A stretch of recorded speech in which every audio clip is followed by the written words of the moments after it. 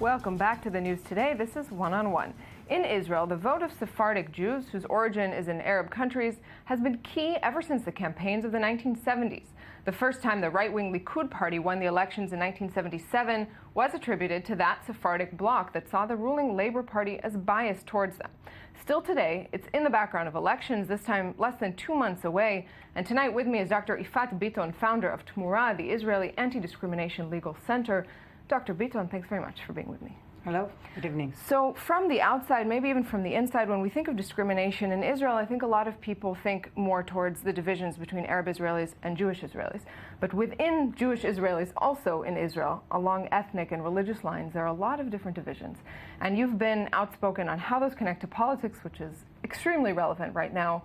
How do you see those as playing a role in the Israeli political system? So first of all, I'll start with a starting point, which is that this is something that is not at all known, outside the boundaries of Israel, but also inside Israel. You opened your remarks saying that, Sephardic Jews used to have a lot of influence and they are a key, they play a key role in establishing the political situation in Israel. But this is something that is completely not discussed when we get to thinking about politics in Israel. Only recently, another poll was taken as to their influence on how the political, the Sephardic influence, how it has been played out after 77, when you look at some of the parties that were really, at government, such as Kadima, for example. I don't know how to say it. It's like Kadima. It used to be Ariel Sharon's party. Yeah, going forth.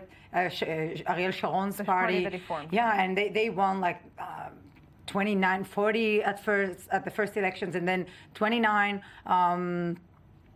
votes, and they used to be such an amazing party, and in terms of their governance power.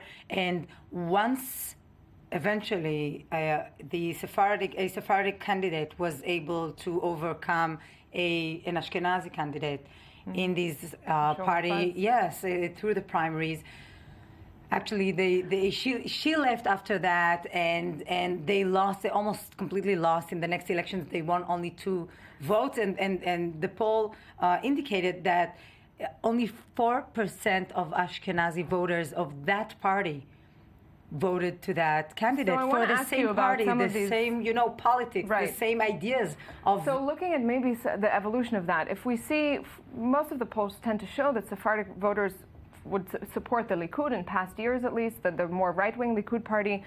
But yet the Likud hasn't had a Sephardic leader, whereas the Labour Party, on the other hand, has had a couple of them. How do you explain that twice? Well, it's very complicated, because also when you look at, at these leaders, Sephardic leaders in the Labour Party in Israel, they weren't very successful, and they were not leading the party. Yes, they were not leading the party through election times, and they lost on their next chair term. So there's no sense of Amir Peretz did sort of lead during election times. Yeah, so for him, for the but then he lost. So the sense it doesn't stick. Exactly, it doesn't stick. And also when Peretz lost to Amir Peretz, again we see the same pattern of behavior, leaving his mother party to join Sharon. So you could say, okay, there was a feeling that this is the right thing to do for everybody to gather around Sharon. But at the same time, you see a pattern here. Once the Sephardic leaders manage to climb up the ladder to lead the party, there's a flight. There's a flight. So do you attribute that to discrimination, to a problem from within that sector of society, or both? What's the reason behind that?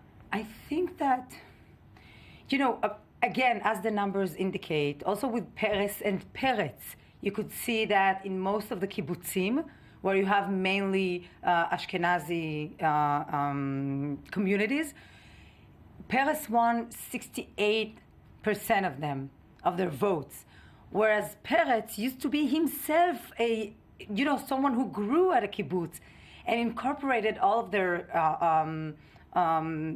theories and ideas about social democracy. And it was really amazing to see how they are not willing to accept him as one of their own. So why did it never go further? For the Likud, for example, which polls as recently as 2013 showed a very strong support among Sephardic voters for the Likud. That's if true. you have a strong voting base but no leader, what's missing? What's the missing piece there? I think history plays a substantial role in these patterns of voting. When you look at Sephardic Jews settled in underprivileged towns, in the wilderness of Israel, you don't see that the Likud, who's been in governance for, I don't know, grosso modo 40 years, exactly. It's been 40 years already, almost 40 years, and nothing has been substantially changed. And they still, hold this grudge against Mapai, the old Labor Party. So this is coming back to this. Is it an internal grudge? Is it an external discrimination? That's true. I think there are both. So there's a dynamic here which is very complex and complicated. And I think another thing is that, in a sense, the Likud party offers something more rooted in Jewish identity that resonates with the strong tendency that you can identify at Sephardic cycles to, being in contact with their Jewish identity, knowing that it's secure and it's safe. And when it comes to Labor Party, it feels like, that it's more of the secular Zionist front. So let's go to another, to sort of stay current, another one of what came to be, I don't want to call it a scandal, but maybe a fiasco of this current election cycle, where former football star Eli Ohana joined the Jewish Home Party. There was a sort of uproar about it, a lot of criticism, and left. How do you explain that? Do you see that as, was it right for him to join, for Naftali Bennett to accept him in there? Was it wrong for him to leave? So let's start with Naftali Bennett. Was that the right thing to do? So as far as he's concerned, Bennett, he just couldn't understand what the whole hustle is about. Like, he did the right thing. The right thing, as far as he's concerned, is to bring in someone who will represent a segment of society that is traditionally neglected, and definitely within the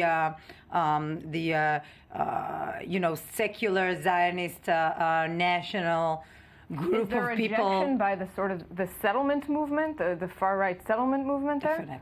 Definitely. As someone who's coming from a family who made the shift from, an underprivileged town to a settlement, as by the way, as one of the reasons was definitely, getting to some kind of welfare, type of welfare state that was there much more than the government showed or presented in the Ayarot Pituach, the underprivileged towns.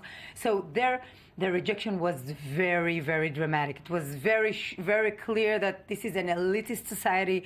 I grew up, studying in their educational system. It's a highly segregated and discriminatory system. Because we don't have a lot of time, I want to take you then from this, which obviously very, very deeply ingrained problems here, and Israel has no shortage of issues to deal with, to resolve these internal divisions just within the Israeli Jewish society.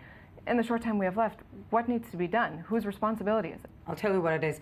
What needs to be done is not to, assign all kind of little presents, little political spaces for women, not just for Sephardic Jews, women, Sephardic Jews, Ethiopian Jews, who have only one representative in an, as of now, non-realistic position in Yesh Atid. This is just a shame. So I think it's not enough. It's not even enough to put representatives. What we do want and what we ask for is to have some kind of partnership. A means that will show us, that we're part of something that's happening. The solution will take a much longer answer, I'm sure, but partnership is a good place to start. Dr. Yifat Bitton, thanks very much for this. Thank you, our viewers, for being with us. Find us back here next Sunday for another edition. Thanks for watching.